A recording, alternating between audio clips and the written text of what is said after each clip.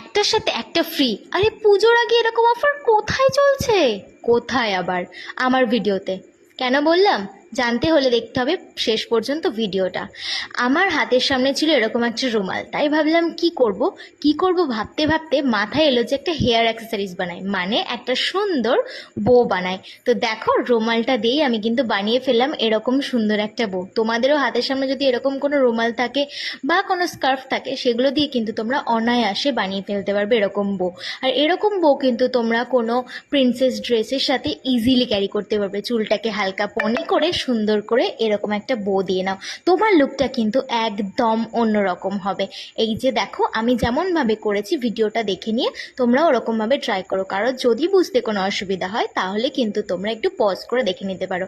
আর একটার সাথে একটা ফ্রি, দেখো চুলের সাথে কিন্তু জামারও একটা অন্যরকম লুক হয়ে গেল। কেমন লাগলো আজকের এই হ্যাকটা ডেফিনেটলি জানাতে ভুলো না।